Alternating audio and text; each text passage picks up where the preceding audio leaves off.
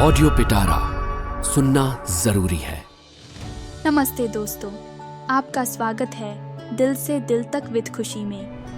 बेहतरीन love stories को सुनने के लिए मेरे चैनल को सब्सक्राइब करें और बेल आइकन को दबाना न भूलें ताकि आपको हर अपडेट मिलता रहे।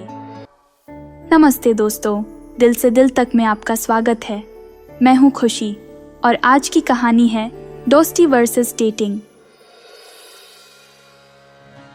पहले पार्ट में हमने सुना कि रणवीर को सना से मिलना जुलना अच्छा लगने लगा था। वो आरोही को बताता था कि सना के साथ घूमना फिरना और बातें करना कितना मज़ेदार है। रणवीर की बातों से आरोही को थोड़ी बेचैनी होने लगी थी। उसे ये अच्छा नहीं लग रहा था कि रणवीर अब उसके साथ उतना टाइम नहीं बिताता जितना पहले बिताता था। अब आगे की कहानी।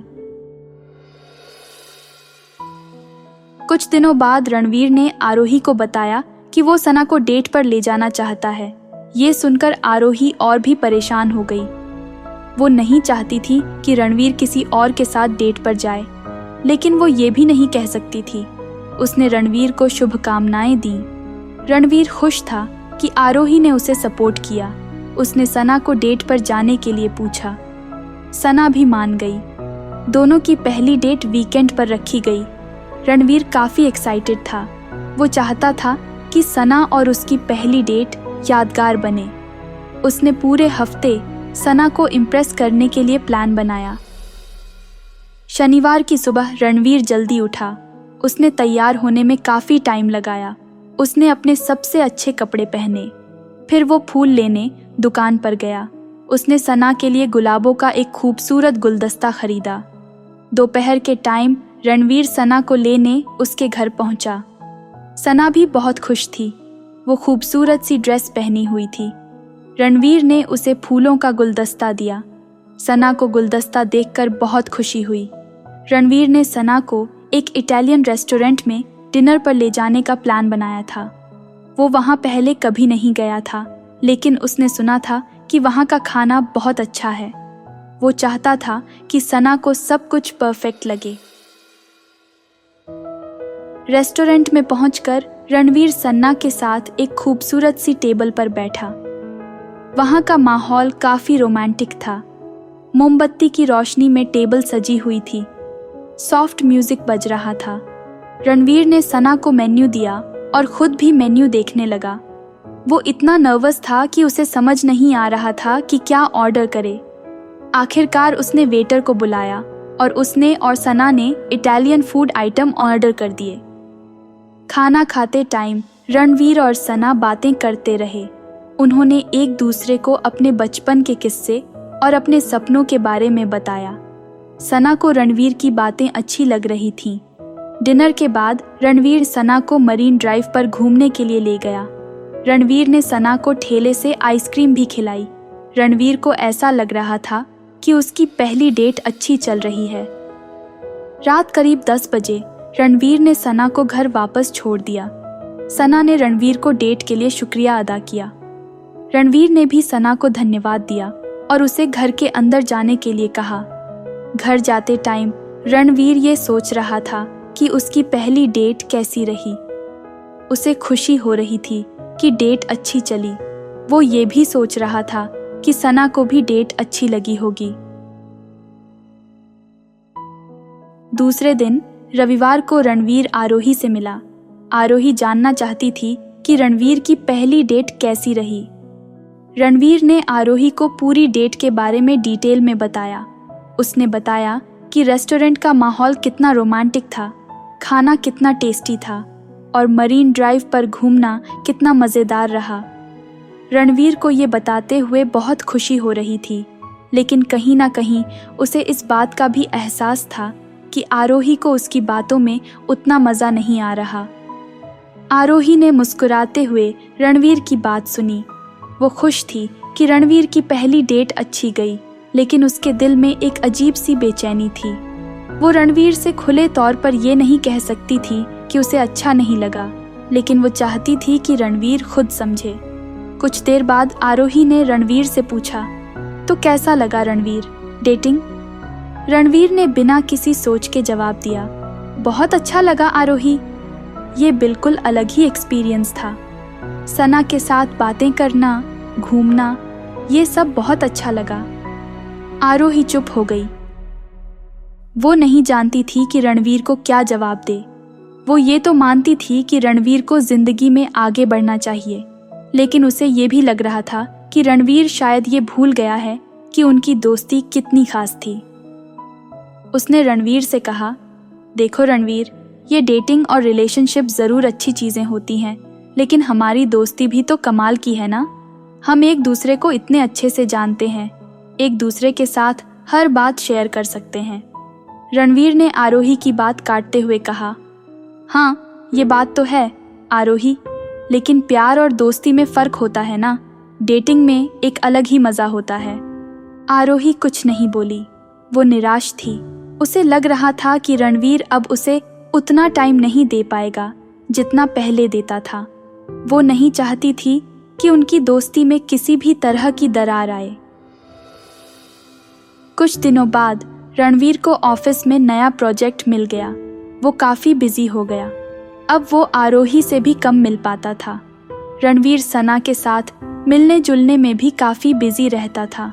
एक शाम आरोही ने रणवीर को फ़ोन किया।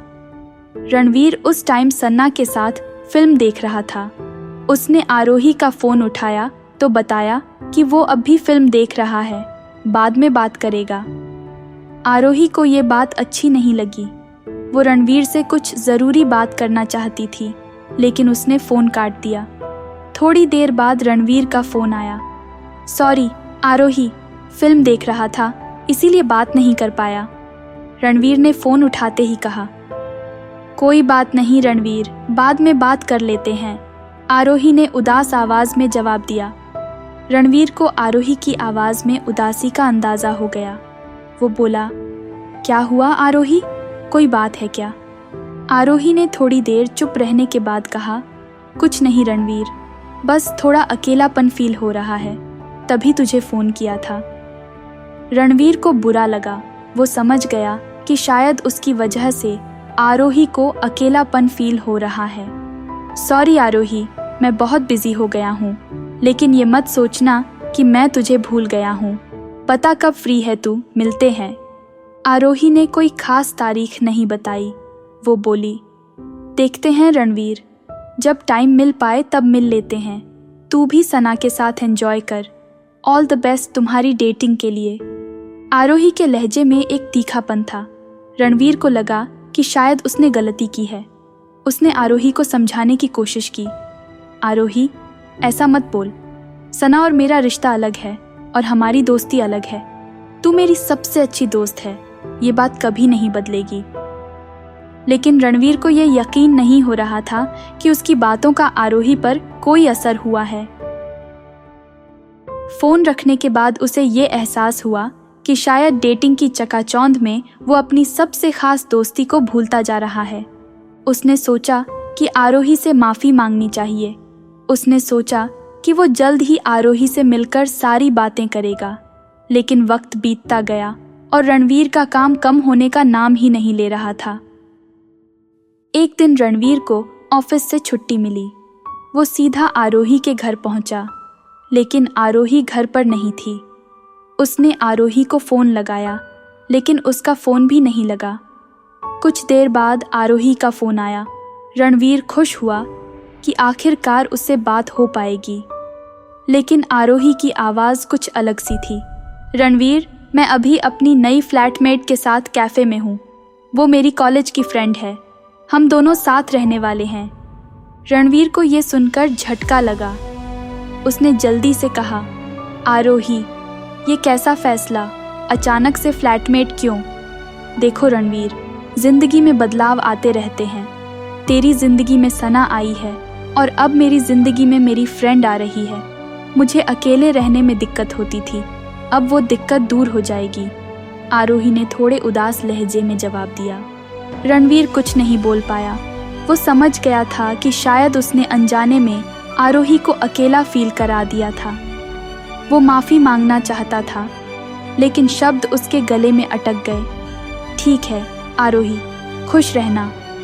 यही कहकर रणवीर ने फोन रख दिया। उसे ये एहसास हुआ कि उसने बहुत बड़ी गलती कर दी है। वो ये सोचने लगा कि क्या डेटिंग के चक्कर में उसने अपनी सबसे खास दोस्ती खो दी है। आज की कहानी यही खत्म होती है। अगले एपिसोड में सुनेंगे रणवीर और आरोही की दोस्ती पर क्या असर पड़ता है और सना के साथ रणवीर की डेटिंग आगे कैसी चलती है। उम्मीद है यह कहानी आपके दिल को छू गई होगी। आपको यह प्यार भरी कहानी कैसी लगी? कमेंट और रेट करके मुझे ज़रूर बताएं और अपने दोस्तों के साथ इसे ज़रूर शेयर करें।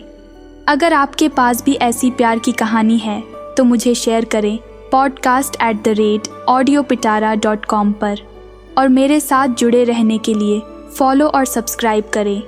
दिल से दिल तक विद खुशी, available in all major audio streaming platforms. अगर आप इस पॉडकास्ट को बिना एड्स के सुनना चाहते हैं तो अभी डाउनलोड करें audio Pitara app from Google play store. आपको यह प्यार भरी कहानी कैसी लगी? कमेंट करके मुझे ज़रूर बताएं। अपने दोस्तों के साथ शेयर करें और चैनल को सब्सक्राइब करना ना भूलें। ऑडियो पिटारा सुनना जरूरी है।